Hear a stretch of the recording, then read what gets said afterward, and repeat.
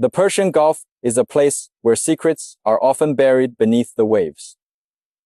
But on April 9th, one of America's most expensive secrets did not just sink. It vanished in a way that the military establishment could not ignore for long.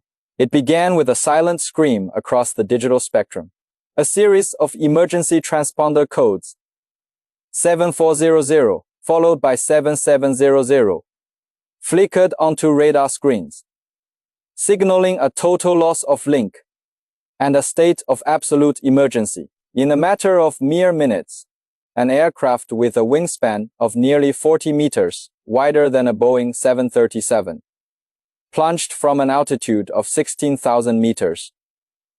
To put that in perspective, that is twice the height of a commercial airliner. From that frozen, thin air, the MQ-4C Triton fell like a lead weight, crashing straight into the heart of the Persian Gulf. For 5 days, there was nothing but a haunting silence from the Defense Department, while independent open-source intelligence analysts had already pinpointed the crash site based on flight telemetry. The official word was nowhere to be found. It was not until April 14th that a brief, almost clinical line appeared in a mishap report. It categorized the event as a Class A mishap. In the code language of military bureaucracy, a Class A mishap involves either a fatality or a loss exceeding $2 million. In the case of this Triton, however, the financial damage was closer to $200 million. The equivalent of roughly 1.6 billion RMB, the silence was not about the wreckage. It was about the sheer, staggering weight of the failure. The location of this descent is perhaps even more critical than the cost. The Strait of Hormuz is the world's most sensitive artery, a maritime choke point through which 20% of the global oil supply flows. It is a theater of constant friction, where naval carriers and stealth fighters dance on the edge of escalation. By losing such a high-altitude asset in these shallow, contested waters, the United States did not just lose hardware. It lost a vital eye over one of the most volatile regions on Earth. A giant meant to watch everything from the safety of the stratosphere proved, in the end, to be as fragile as a falling glass sculpture. It is a stark reminder that even the most sophisticated surveillance can be blinded by the simplest of physical failures. Indeed, the staggering financial loss of this single drone exposes a deeper paradox within the modern defense procurement apparatus. To truly understand the gravity of the MQ-4C Triton's demise, one must look back to its inception in 2010. Named after the mythological son of Poseidon, the Triton was originally conceptualized to be a budget-friendly companion to the human-piloted P-8, a Poseidon maritime patrol aircraft. The strategic logic was entirely sound.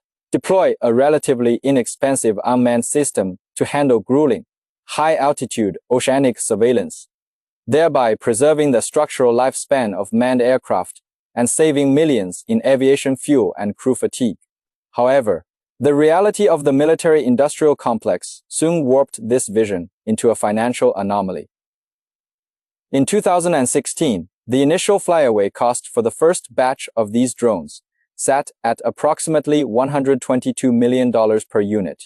In standard commercial manufacturing, mass production inevitably drives down per-unit costs through economies of scale. Yet, by 2024, the price tag for a single Triton had not shrunk. It had hyperinflated to a staggering $187 million. That represents a 53% price hike in just 8 years. This is not merely inflation. It is the bureaucratic equivalent of an autoimmune disease, where the system designed to optimize efficiency ends up suffocating its own operational capacity. The original P-8 manned aircraft, the very platform the drone was meant to assist, currently costs roughly $170 million. We are witnessing a profound strategic inversion where the expendable robotic servant has become significantly more expensive than the human-piloted master. When factoring in the total life cycle expenditures, including decades of research, infrastructure, and specialized maintenance, the true amortized cost of a single Triton surpasses $400 million. For that astronomical figure, a military could procure approximately 5 F-35 of fifth-generation stealth fighters. Consider that comparison carefully. 5 multi-role combat aircraft capable of penetrating contested airspace and executing kinetic strikes, equated to the price of a single unarmed surveillance node, incapable of basic evasive maneuvers.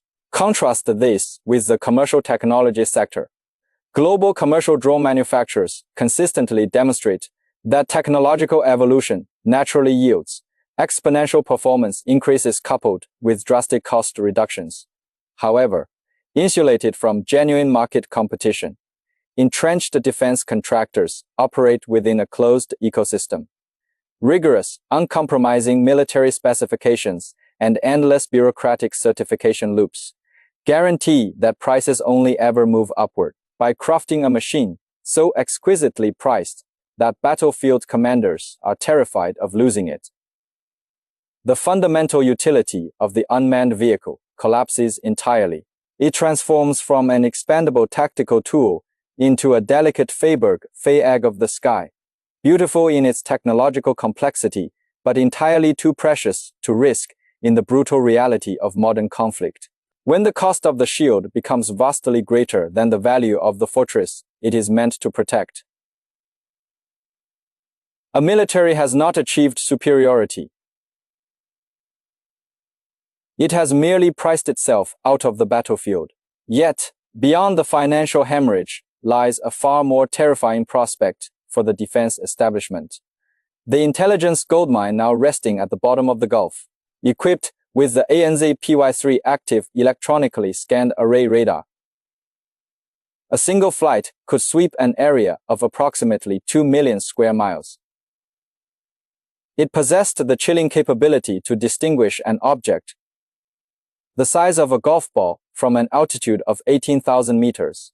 Beneath its nose sat an advanced electro-optical and infrared turret, operating seamlessly in absolute darkness alongside a state-of-the-art signals intelligence suite recently upgraded by major defense contractors. This system was engineered to passively absorb, categorize, and potentially decrypt the electronic and communication emissions of surrounding naval assets.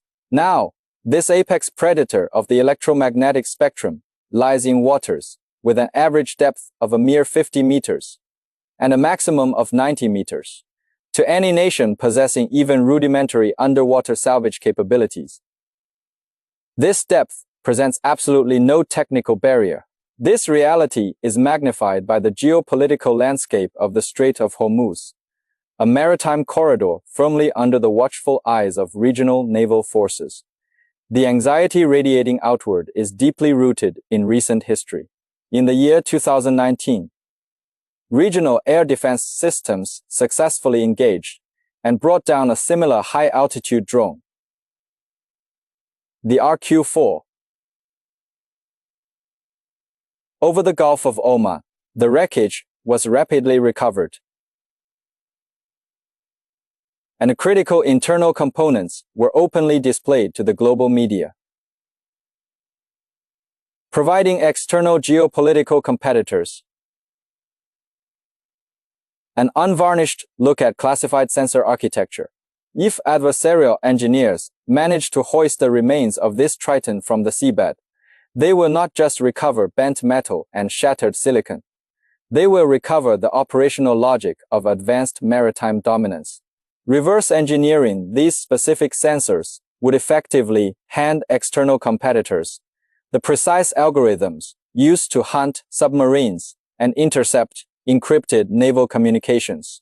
Within a span of perhaps 24 to 36 months, global independent observers could expect to see the deployment of specifically tailored electronic countermeasures across rival fleets.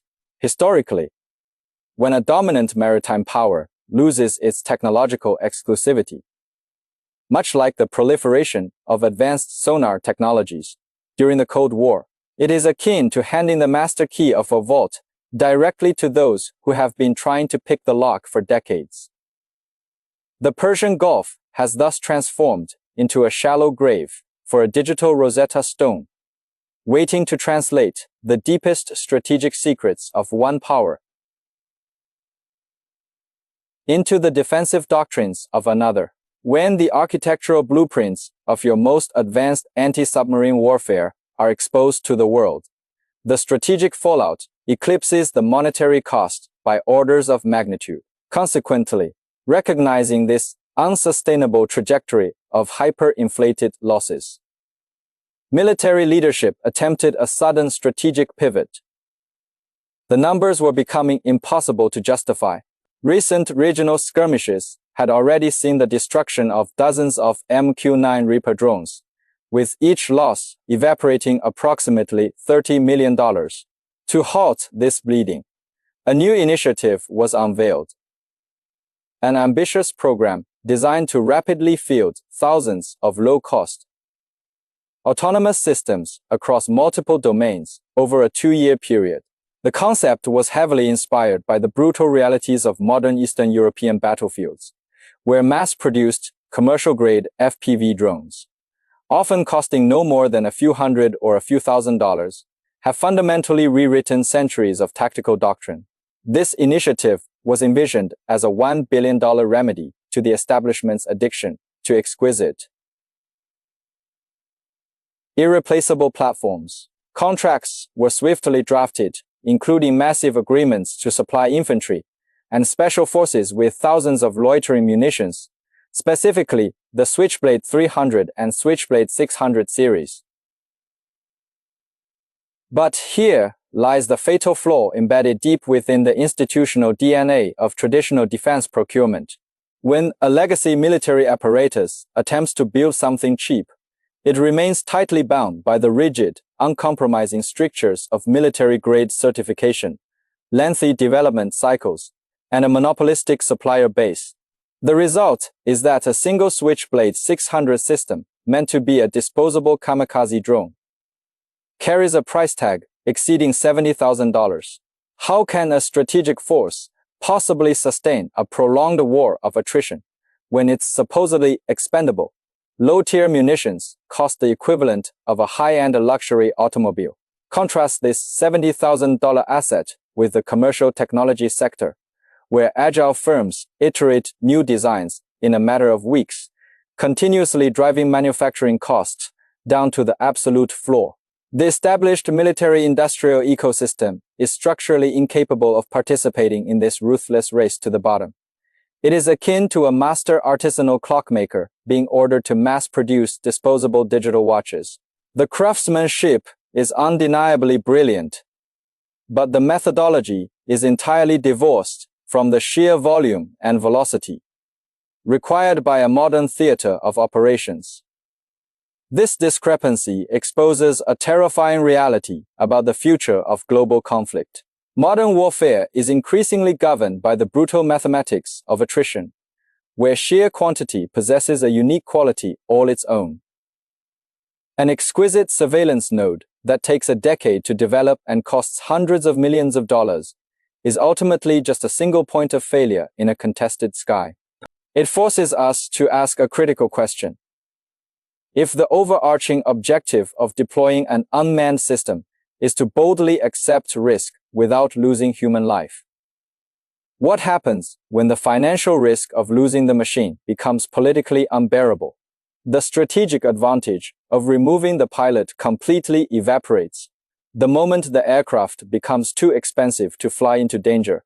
In the unforgiving calculus of 21st century combat, a military force armed with millions of adequate stones will inevitably crush an opponent clutching a handful of flawless, irreplaceable diamonds. Ultimately, when a nation builds a weapon of war so exquisite and costly that its deployment brings anxiety rather than dominance, the strategic utility of that weapon is already lost. The Triton's descent into the Gulf is a stark reminder that in the modern era, resilience and adaptability will always outmaneuver brittle perfection. Drop your perspectives in the comments below. And let us keep analyzing the shifting tides of global power.